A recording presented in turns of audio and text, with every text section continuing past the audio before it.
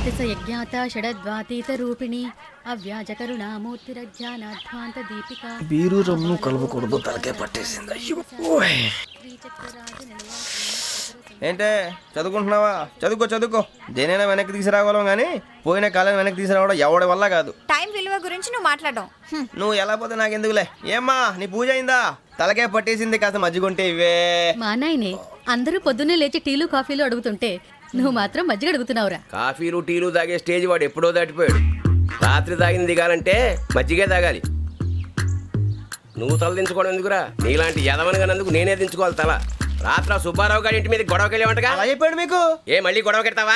నీ దెబ్బకు భయపడి రాత్రి తలుపులు తీసి పడుకున్నారంట. తెల్లారగా టైంట్లో దొంగలు పడ్డారు. ఆడింట్లో ఉందిలేండి, పట్టుకుపోవడానికి అక్కడ కూతురు తప్ప.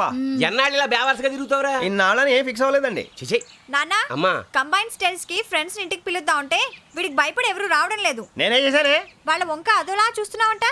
గొప్ప ఫిగర్లని అదోలా చూస్తాను, ఏదో మోహాలు వేసుకొని. చదిగా ఆ గొంతు ఆ వాలకం చూడలేకపోతున్నాను రా బాబు. చిన్నప్పుడు వచ్చి నా అలాగే ఉన్నావు, తెగ ముడిచిపోయారు. ఇప్పుడు నచ్చట్లేదు నాన్నగారు మీకు? నేను యదవలతో డిస్కస్ చేయను. నేను చేస్తాను. మీరు చెప్పదలుచుకుంది ఏమిటో చెప్పండి. ఇంకా చెప్పేదే ఉంది. నువ్వు ఇలా గాలికి తిరుగుతుంటే నేను తిండి పెట్టలేను. నాన్నగారు ఇప్పుడు శుక్ర మహాదశి 4వ పాదంలో ఉంది. నేను ఇప్పుడు ఏం చేసినా కలిసి రాదు. శనిగారు సెంటర్ లో కాసేసి నన్నే చూస్తాడంట. వాడు అలా సైడ్ అయిపోయి నేను ఏదో అవుతాను కదా, మీరు కంగారు పడకండి. ఇవన్నీ ఆ జగదాంబ చౌదరి గారు చెప్పాడా? జేసీ గారిని గాడు గిడు అనకండి బాబు, మీకే మంచిది కాదు. అబ్బా ఊరుకోండి, ఎవరి నమ్మకాలు వాళ్ళవి. ఎరా ఇంతకీ ఆ శనిగాడు సైడ్కి ఎప్పుడు వెళ్తాడంట? నువ్వు సెంటర్ లోకి రావాలమ్మా. మరి ఆ గురువు సెంటర్ లోకి ఎప్పుడు వస్తాడంటావు? అవన్నీ మనకి తెలుస్తాయి అంటే జేసీ గారు తెలుస్తాయి. నాన్నగారు ఒక 1000 రూపాయలు ఇవ్వండి, దక్షిణ నుంచి అన్ని అడిగేసి వస్తాను. ఎదిగిన కూతురు గుండెల మీద కుంపటైతే నీలాంటి బేవార్స్ కొడుకు క్లైమోర్ మైన్స్ లాంటి వాడు చీదరిదుడా. ఆ జేసీ గారు పోయాక వీడు నేను అమ్మ నువ్వే ఫీల్ ఓకే. ఆయన కావాలని అంటున్న మాటలు కాదు, ఆయన దేవుడు. కానీ ఆ శనిగాడు ఆడి కాన్సన్ట్రేషన్ అంతా నా మీదే పెట్టేశాడు. మరి ఇప్పుడు ఎలాగరా నాన్న? ఆ పని మీద డబ్బులు అడుగుతుంటే నిసుక్కుంటున్నాడు. పోనీ నువ్వేనా ఇవే? నా దగ్గర కూడా లేవురా. తెలుగు భాషలో నాకు నచ్చని ఒకే ఒక్క పదం లేదు.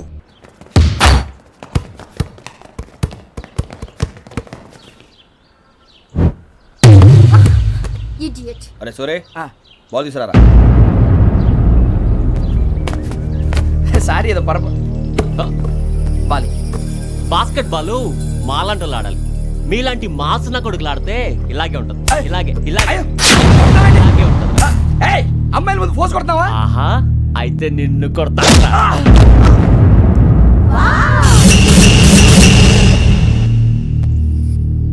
వాడు అమ్మాయిలు ఉన్నారని చూడరా ఎరా రెచ్చిపోతున్నాడు.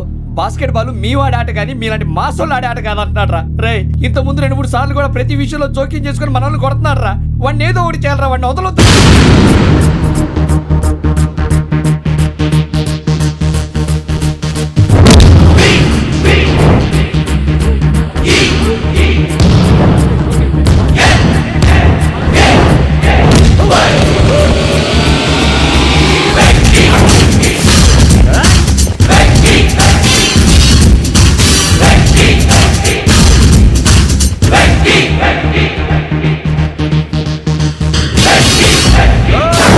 ఆడపిల్లలంటే ఎవరికైనా దెబ్బ తగిలితే అయ్యో అంటారు, మీకేమో ఎవరైనా కొడితే కామెడీ. కొట్టిన వాళ్ళు మీ దృష్టిలో హీరోలు. ఇప్పుడు నేను పచ్చడిగా కొడేస్తాను, నేను హీరోని అయిపోతానా? ఏంట్రా రెచ్చిపోతున్నావు? మాకు ఛాన్స్ ఇవ్వా? అసలు వచ్చిందే నీకోసం. మా ఓటు బ్యాక్గ్రౌండ్ తెలియక ఆడమే చేసావు. ఇప్పుడు నీకు అప్పుడు అయిపోతున్నా రే. వాడి బ్యాక్గ్రౌండ్ సరే, అసలు నీ బ్యాక్గ్రౌండ్ ఏంట్రా? నాకు సెపరేట్ బ్యాక్గ్రౌండ్ అంటూ ఏం లేదురా. నేను ఎక్కడ నిలబెడితే అదే నా గ్రౌండ్. అంత పుడింగువా? తెల్దా?